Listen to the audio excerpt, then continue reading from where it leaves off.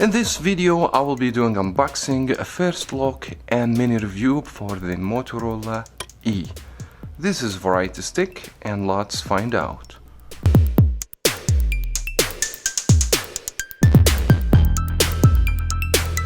A lot of you guys know that Motorola, they have different categories. They have the G series, the Razr, and the E. Normally the E is the most affordable and the budget phones. And the E, they have numbers normally. Moto E5, Moto E5 Plus, Moto E6, etc. This time around, Moto, they simplify the phone and name it only Moto E. And let's call this phone Moto E 2020, just in case if next year they release another phone with the same name, Moto E, so that way we can distinguish the name. And by the way, this phone available through Metro by T-Mobile and T-Mobile. The price tag of the phone as a retail $125, so the phone is considered affordable phone. Normally Metro and T-Mobile offer a lot of deals, port-in deals. Sometimes you get the phone for free if you switch your number. I will try and actually to update you with any promotional deals on Metro by T-Mobile in the description box. Now let's talk about the main specs of the phone, and since this phone affordable, price tag $125, we're not gonna expect the highest performance and the highest specifications. Starting with the display, we have IPS LCD. The size will be 6.2 inches, relatively a big size screen. The resolution will be 720 by 1520, 19 by 9 ratio, and 271 for the PPI. The resolution is not high for 6.2, but as I said, the phone is affordable. The phone also has Snapdragon 632. In my opinion, it's a good processor, and the GPU Adreno 506. The phone has only 32 GB for internal memory and 2 GB of RAM. Now the phone has dual camera on the back. The main sensor 13 megapixel, 2 megapixel for depth, so we don't have ultra wide, and that also helps with portrait as well. In the front we have 5 megapixel for selfie. I'm going to check the camera out later on in this video, and the battery will be 3550. And now let's get straight to the unboxing. I kind of like this packaging, the Motorola logo here, actually bright color, and the Moto E, and it will be Metro by T-Mobile, because as I said, the phone is available through Metro by T-Mobile, and some actually main specs of the phone. So let's go ahead, take the seals off and open the box. The first thing we're gonna see will be the phone wrapped in this plastic. So let's go ahead, set this on the side and come back to it later. Now we will have the SIM card in order to activate the phone. The phone is LTE, is not 4G. And we have the SIM ejector tool to inject the SIM card and the memory card. And we have the manual guide over here and the charger. And that doesn't actually say anything fast or turbo, so I would assume this is only like 5 watts charger, so the phone didn't have the ability to charge your phone quickly. And then we will have mini USB 2, so we don't have even C-type in this phone. And as you guys can see, nothing else in the box. I believe if you buy the international version, you might get actually headphone and a phone case. Now let's go ahead, take the plastic wrap off, and the phone feels good in the hands. And by the way, the back of the phone will be plastic, and it seems to me very shiny, very reflective, and that's gonna be a fingerprint magnet. As you guys can see, I have already just opened the phone, and the phone actually collecting a lot of fingerprints. We will have fingerprint sensor along with the Motorola logo. Actually, it looks cool, and we have a flash and a dual camera setup over here.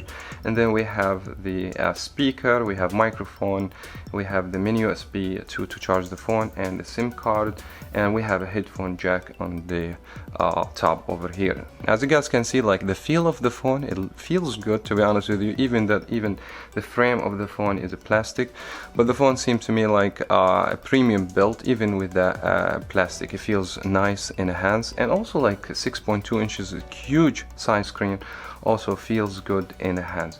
Now we're gonna turn the phone on, spend some time with it, and we come back with more information.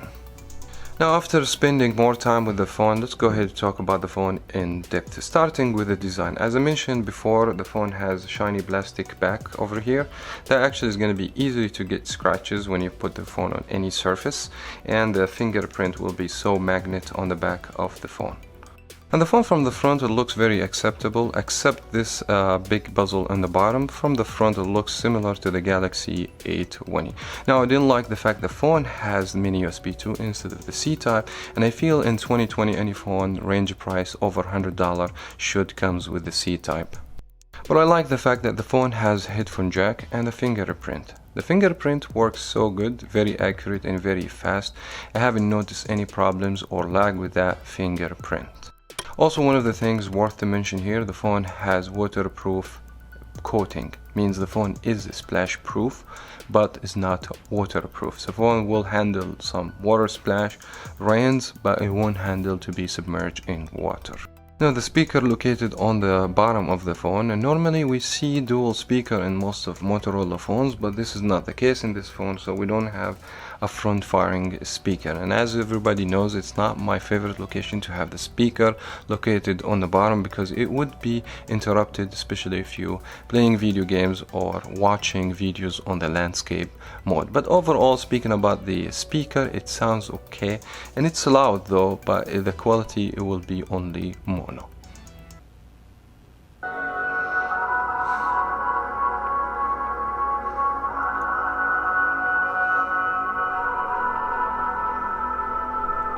For the battery performance, surprisingly exceeded my expectation. The phone lasts me over 7 hours of screen on time. An average user, the phone will last you 2 days in one single charge. Now, the problem with the speed of charging, the phone will be charged from 0% to 100% within 2 hours and 45 minutes. Now, moving to the display. The display on paper doesn't have high specs, especially we're talking about a 6.2 large screen compared to the resolution 720p and 271 for the PPI. In real life, to be honest with you, I was able to see everything just fine. I see the colors are vivid and I have no problem watching content or play video games. The only downsides to the display will be the amount of brightness, in my opinion, is low and is going to be affected, especially if you're using your phone outdoor. Now, for the operating system, the phone came with Android 10, is the latest for the time I make the video. The phone has light skin because the phone adopting the stock Android. As you guys can see, not much application pre-installed on the phone except the Google stock applications and Metro applications, maybe Facebook and some Moto applications, and that actually doesn't affect the operating system or the way the phone looks. The phone looks absolutely stock. Now, for all Moto actions, I have done dedicated video. You guys are gonna find the link in the description box, and you know more about all these secrets, hidden features. For instance, if you just shake the phone, the flash will turn on. If you shake it back, the flash will turn off. You can twist the phone to go to the camera. There's a lot of bunch of features and hidden features with Moto actions. You guys check the video later on if you want, and the link will be in the description box.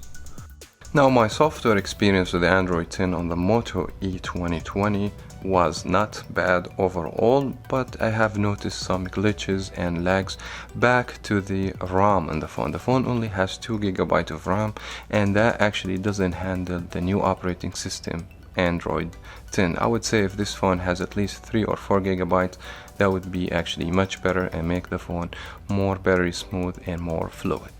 Now, moving to the hardware performance, Snapdragon 632 in my opinion is a great processor. Even it's 2 years old processor.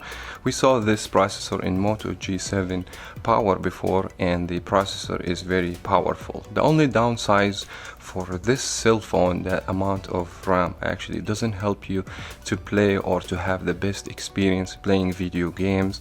You will see sometimes the phone, it gets a little bit warm, and sometimes the phone is gonna lag. Overall, the processor is good, and Motorola did mistake of just pushing 2 GB of RAM. If they would have just put 3 or 4 GB, the performance will be awesome. Now last but not least, we're going to be talking about the camera. The phone has dual camera from the back, 13 and 2 megapixel. 2 megapixel are going to help you actually to get some zoom and to do portrait pictures. In my opinion, it's such a good thing to have dual camera in a phone, range price 125. On the front we have 5 megapixel camera for selfie. Now let's open the camera application and have a look on the main features that we need when you take a picture. First of all, we have portrait, and a portrait available for selfie and a back camera, and the portrait decent if you have good light. We have slow motion, it's always a good addition, and we have time lapse and we have panorama. Now the video, the most you can get 1080p, which is what we expect from a phone, range price 125. Now overall, speaking about the camera performance, if you have good light, you're gonna take nice sharp pictures. When you have low light situation, the picture is gonna have some noise, especially in the background, so you guys make sure to have good light. One of the problems with this phone that the phone lacks actually the night mode, so you guys not gonna expect good pictures if you have low light situation. Now I have taken a lot of photo pictures and also slow motion samples. I will leave you with this.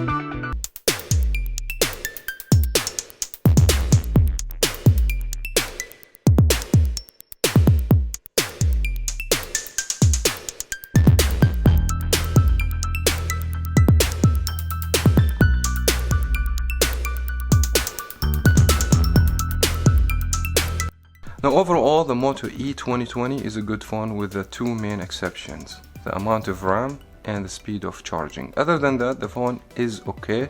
It's not the most powerful device. The phone also is affordable. And that was very much it for me. This is Variety Stick, and make sure to subscribe and give me thumbs up to encourage me to upload more videos in the future. Also, if you want to be notified, you can hit on the bell.